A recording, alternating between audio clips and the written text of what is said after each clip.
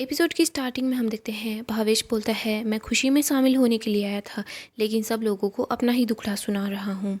बापूजी बोलते हैं दुख अगर अपनों से शेयर नहीं करोगे तो किससे शेयर करोगे। अनु बोलती है कोई बात नहीं।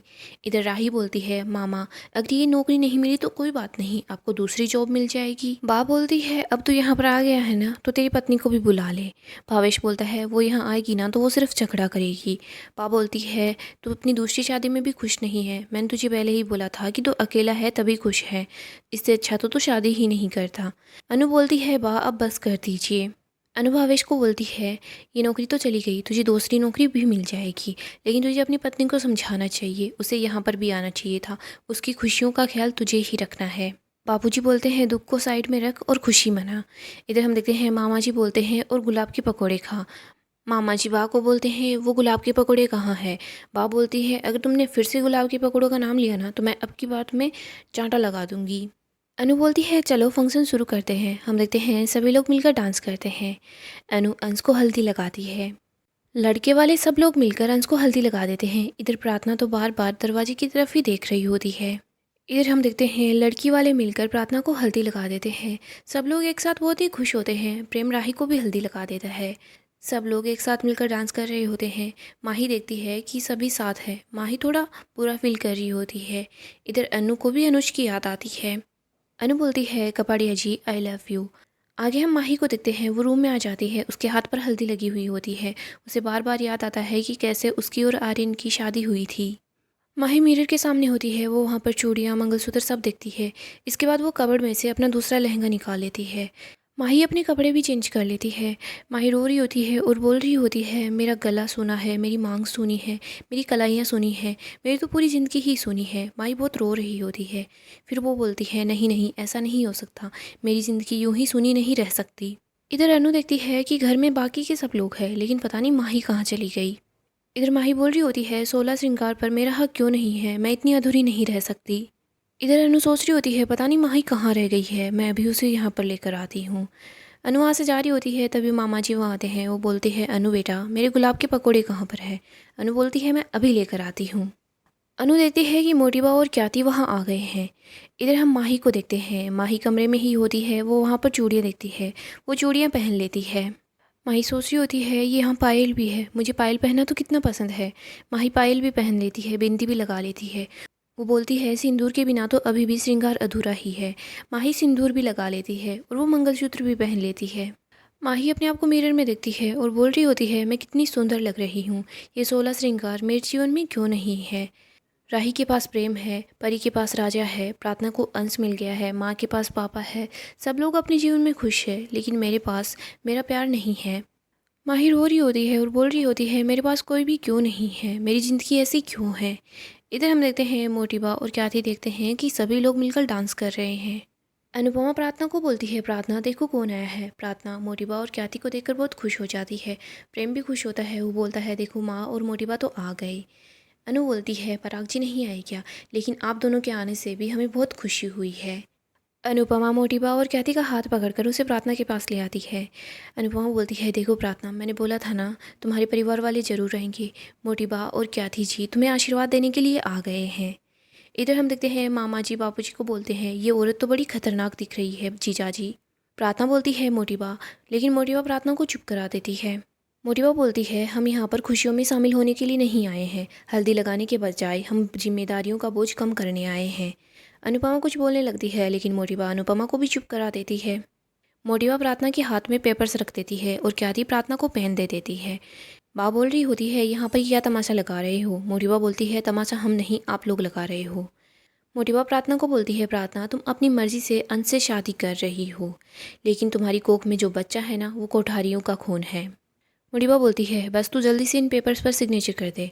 अनुपमा बोलती है इन पेपर्स में क्या लिखा हुआ है। मोटिबा बोलती है आपको बीच में बोलने का हक किसने दिया, बीच में बोले बिना नहीं रह सकती। अनुपमा बोलती है हाँ मैं नहीं रह सकती, इसीलिए आपसे पूछ रही हूँ कि इन पेपर्स में क्या लिखा है, और वैसे भी आपको प्रार्थना को परेशान करने का कोई हक नहीं है, ऐसी हालत में तो बिल्कुल भी नहीं। अनुपमा बोलती है आप लोग बता दो इन पेपर्स में क्या लिखा हुआ है। क्याती बोलती है आप ऐसे बोल रही हो जैसे कि हम तो प्रार्थना के कुछ लगते ही नहीं। बा बोलती है ये ताने तो देना बंद करो और बता दो कि इन पेपर्स में क्या लिखा हुआ है। मोटिवा बताती है कि इन पेपर्स में यही लिखा हुआ है कि बच्चे के पैदा होने के बाद प्रार्थना उस बच्चे को हमें सौंप देगी। अनुपमा बोलती है एक माँ से आप उसके बच्चे को कैसे छीन सकती हो। मोटिवा बोलती है हमारी बेटी और हमारी बेटी का बच्चा, हम अपनी बेटी से ही बात कर रहे हैं, आप बीच में ना ही बोलो तो अच्छा होगा। आप बीच में बोलने वाली कौन होती हो। अनुपमा बोलती है मैं भी एक माँ हूँ और एक माँ होकर मैं दूसरी माँ से उसके बच्चे को नहीं छीनने दे सकती। मोटिवा बोलती है ये हमारे घर का मामला है। अनु बोलती है अगर ये आपके घर का मामला होता है ना तो बात आपके घर में होती ना कि यहाँ। और एक बात और, प्रार्थना सिर्फ आपकी बेटी नहीं है, हमारे घर की बहू भी है। मोटिवा बोलती है लेकिन ये बच्चा आपका कुछ नहीं लगता, इसके पिता गौतम जी हैं। अनु बोलती है वो तो पिता बनने के लायक भी नहीं है। मोटिवा बोलती है तो कौन सा अंश पिता बनने लायक है। मोटिवा बोलती है आपका अंश इस लायक नहीं है। अनु बोलती है अगर मेरा अंश इस लायक नहीं होता तो प्रार्थना उस गौतम को छोड़कर अंश के पास नहीं होती। मोटिवा बोलती है ये प्रार्थना तो बिल्कुल नालायक है, इसे समझ नहीं आ रहा ये किसे छोड़ रही है। मोटिवा बोलती है अनुपमा जी मैं फिर से आपसे एक ही बात बोल रही हूँ, हमें प्रार्थना से कोई मतलब नहीं है, हमें गौतम जी के बच्चे से मतलब है। अनुपमा बोलती है आप भी कमाल की बात कर रही है, आपको अपनी बेटी से ज़्यादा उस दरिंदे की पड़ी हुई है जो आपकी बेटी के साथ मारपीट करता था। मोटिवा बोलती है हाँ मुझे उसी की पड़ी है। मोटिवा बोलती है गौतम जी हमारे घर के दामाद नहीं बेटे बन कर रहे हैं। अनु बोलती है कैसा बेटा बन कर रहा है, आपकी बेटी के साथ तो कितना अत्याचार करता था। मोटिवा बोलती है अनुपमा जी मैं ना तो आपसे बहस करना चाहती हूँ ना आपसे उलझना चाहती हूँ, मैंने एक बार बोल दिया है ना ये बच्चा हमारे साथ रहेगा, ये बच्चा सिर्फ हमारा होगा। अनु बोलती है बच्चे पर सबसे पहला हक उसकी माँ का होता है, ये बच्चा सिर्फ प्रार्थना का है।